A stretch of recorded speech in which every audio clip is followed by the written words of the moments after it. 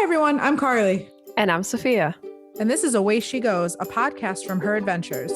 Each episode will help you feed your wanderlust with travel tips, stories, inspiration, and more.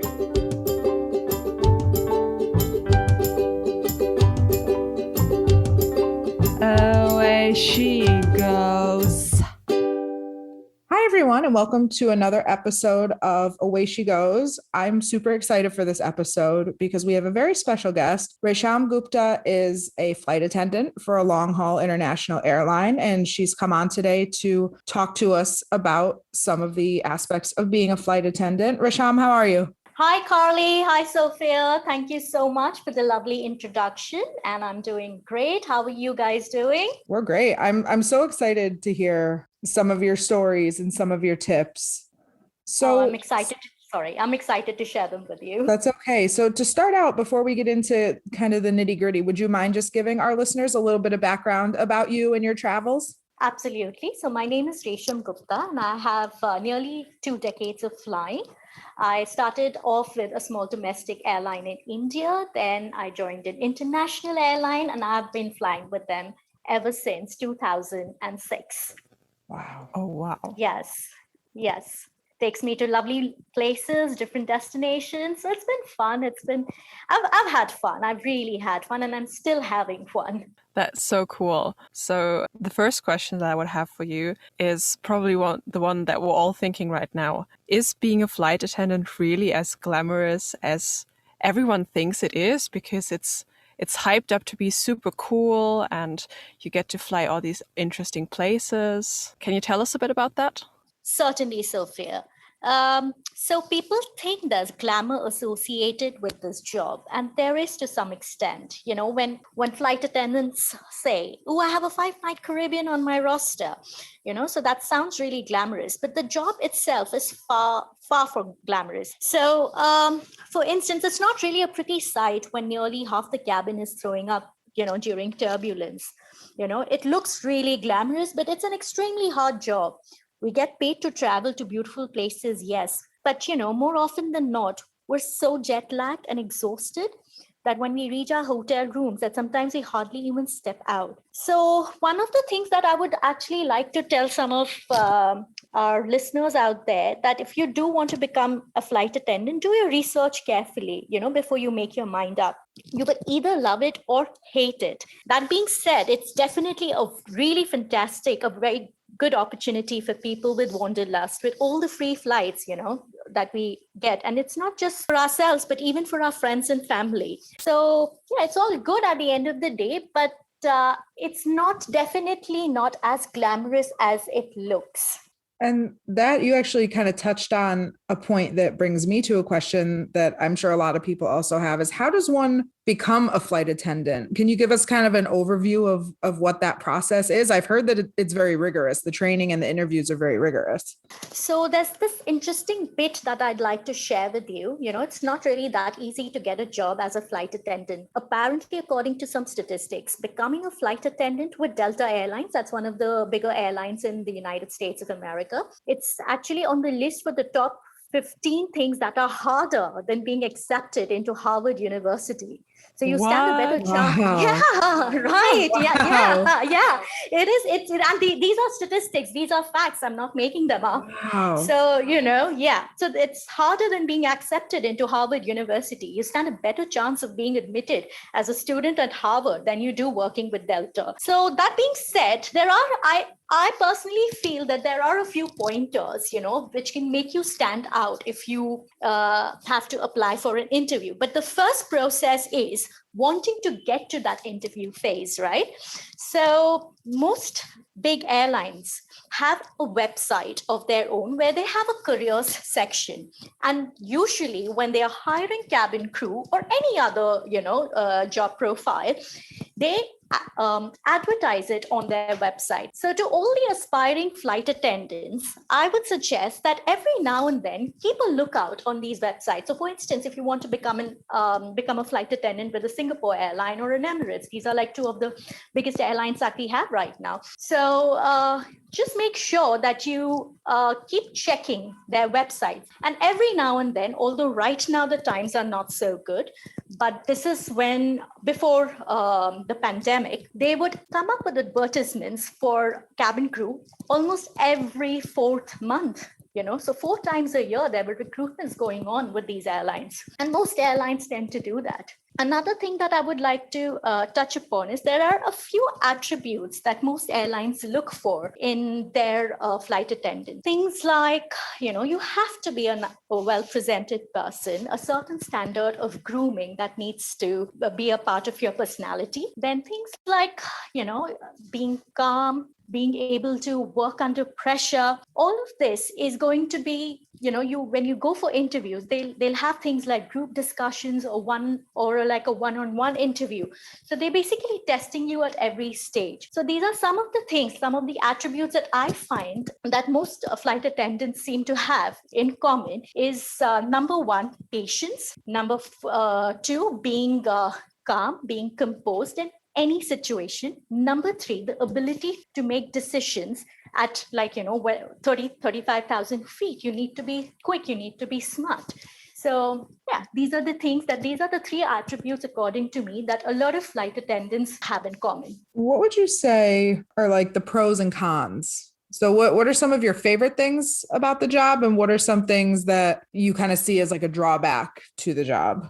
So I'm going to start with the cons first, if that's okay. That's fine. And then we'll get to the good bits of being a flight attendant. There are a few cons, but not as many as the pros. All right. So there are definitely more pros than cons. Now, one of the biggest cons that I feel after 20 years of flying, and I'm still battling it out, sometimes, is jet lag. Jet lag can be a real problem. You're constantly gaining or losing time.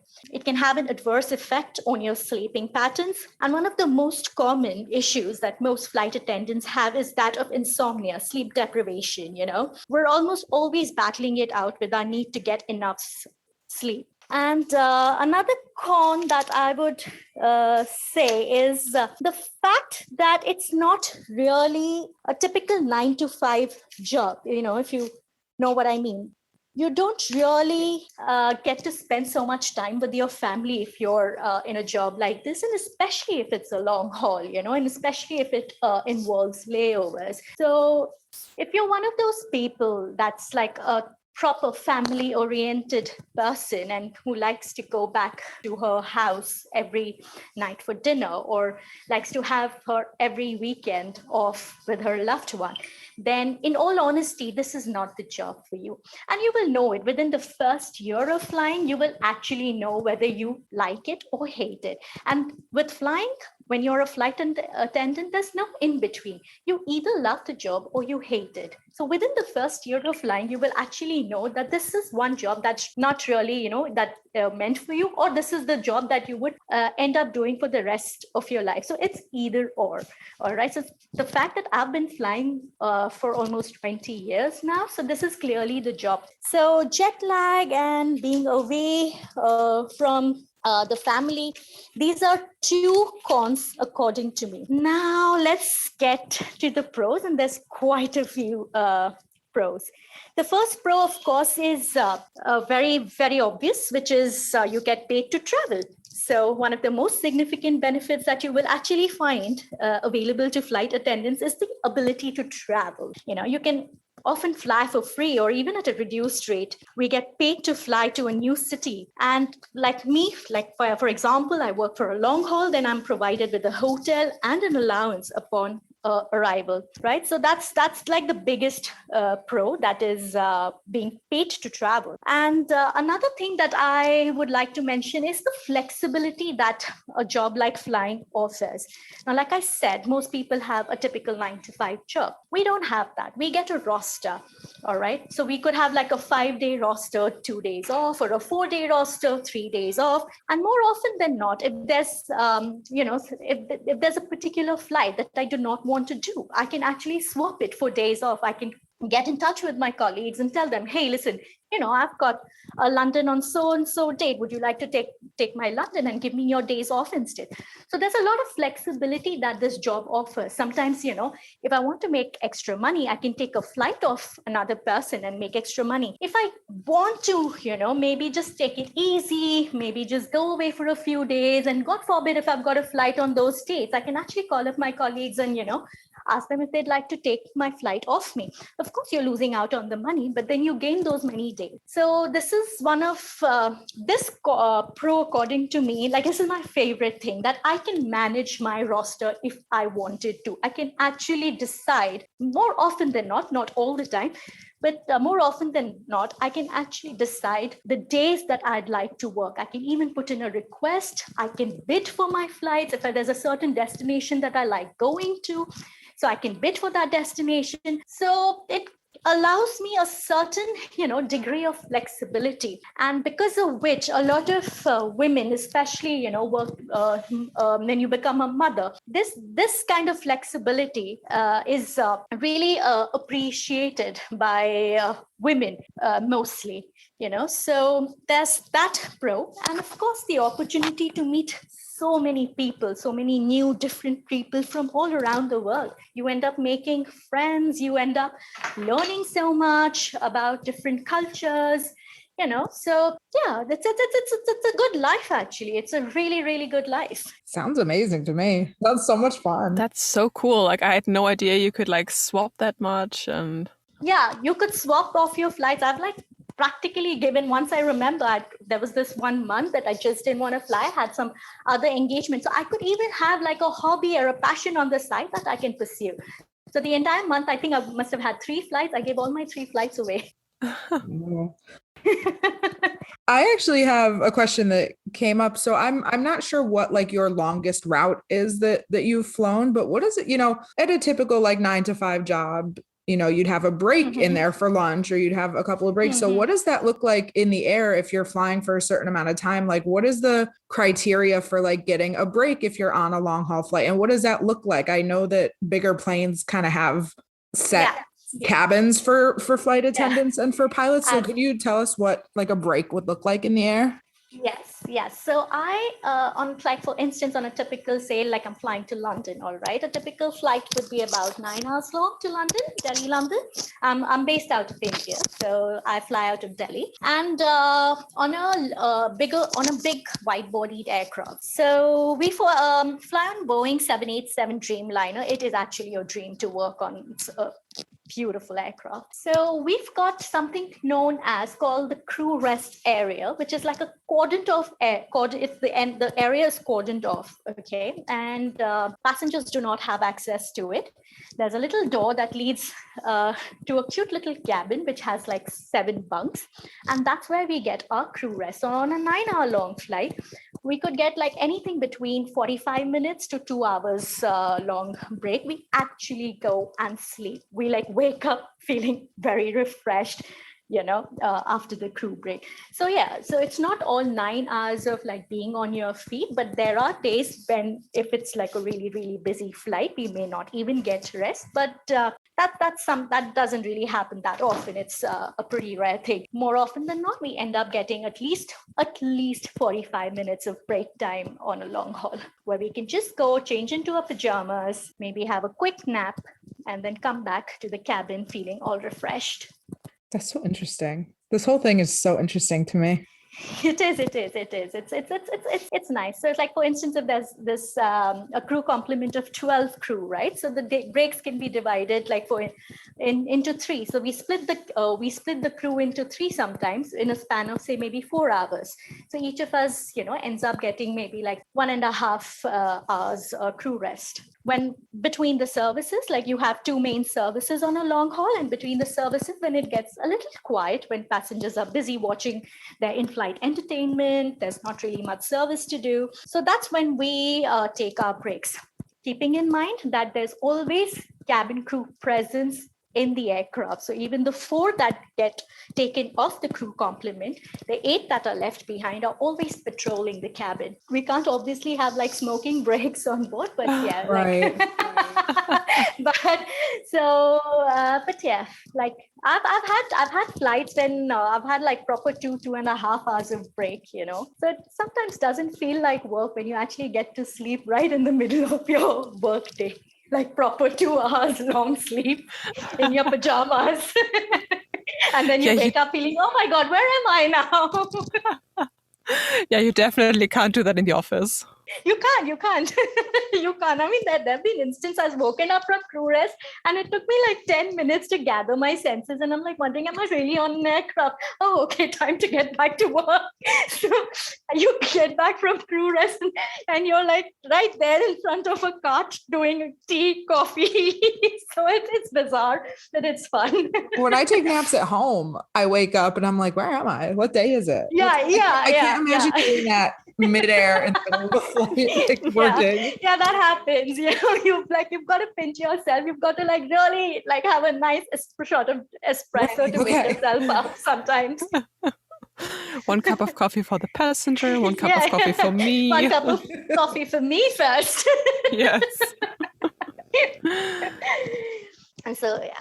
It's fun, and our crew rest is beautiful. I mean, it's a shame that passengers don't get to see it, but there's like there are these bunks with curtains, and you've got your little cupboard by the side where you can hang your uniform, and with reading lights. So yeah, it's a cute little place. I wish there was a way that passengers could see it, but it's not permitted. Talking about passengers, is there anything you wish that the passengers would know or that they would do when on the flight? Yes, definitely. We do much more than hand out Cokes, but unfortunately, that's what the public sees. We're highly trained, in safety and emergency procedures and aviation medicine. So we undergo a rigorous training. We can perform a CPR, we can fight a fire, and we can even assist our pilots with landing an aircraft in case of an emergency. Holy hell. Wow. Yeah, I mean, we can actually read the check. Of course, we're not like really trained to fly the airplane, but little bits and bobs of the cockpit, like how to read a checklist, is something that we can actually do. Okay. Cool. So so our primary role is that of safety, the safety of our people and our aircraft. And for this, we undergo a very rigorous training. And sometimes I wish the passengers knew this, and I wish they were a little more. I mean, most of the times I do meet some really lovely people, okay? And this is just for that fraction of the people that, let's say, not so nice, So sometimes I wish they knew that sometimes I wish they knew that they were a little more understanding towards their crew, So things like delays, technical snags, weather, flight cancellations, these are things that are completely beyond our control, and we are, equally frustrated. It's really frustrating for us as well. And we can't even express it. We have extremely long days, our days can stretch up to like 15 or 16 hours, especially if it's a long haul. So a smile, a please, or a thank you goes a long way. A tad more, if they could be a tad more appreciative towards their crew. And believe you me, when we do come across the nice ones, which we more often than not, we do come across the nice ones, we make sure to go out of our way to make their flight as pleasant and as comfortable as possible. So, and it's not just for passengers, in all honesty, Carly and Sophia, it's for everybody. Like, the kind of world that we live in. I think the mantra in life today, in all honesty, is to be kind. So it's not just really for the passengers. Even as crew, I wish the crew were kinder. I wish the passengers were kinder. I wish everybody was just a tad kinder, So yeah, be kind is what I would really sort of stress upon, especially in this day and age. I love that. Me too. Hashtag be kind. Be kind. Be kind. Do you have any like funny, I'm sure, flying for 20 plus years, you've had plenty of stories. Do you have any funny stories that stand out? There's loads. I could write a book, but Please do. I'll hear them all. I'll sit here all day. There's just so many. There's just so many of them, honestly.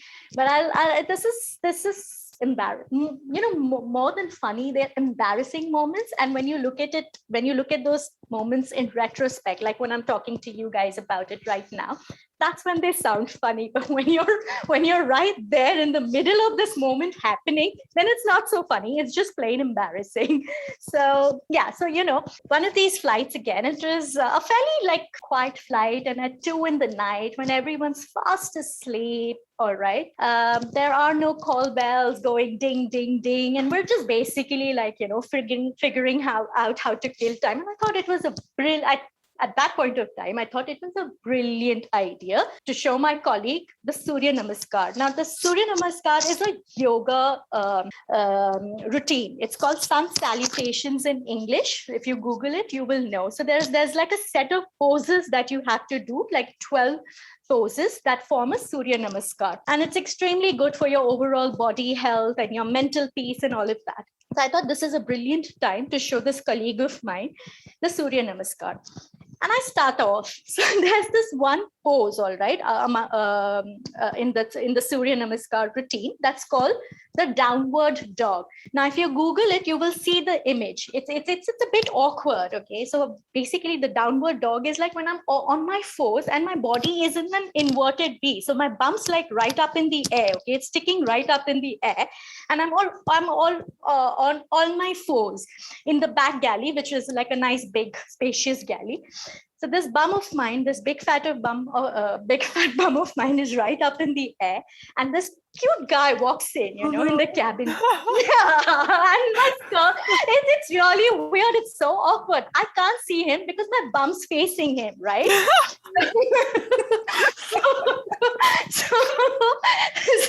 And my colleague is mortified. She has no idea what's going on. She's mortified, okay? And this guy, he doesn't even know what to say. But I mean, he was witty, all right. I have to give it to him. He was witty. He said, "Oh, interesting. Can I please have?" He goes, "Can I please have a Coke? And your colleague?" No, he said, "Can I please have a Coke and your colleague's phone number?"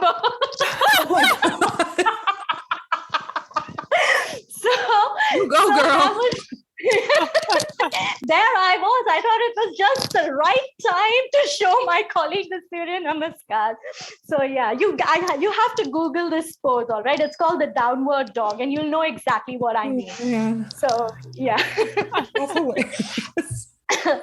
So yeah, this was this one incident. Do we have enough time? There's another incident which is a little spooky actually, but if I just wanted to make sure we have enough time.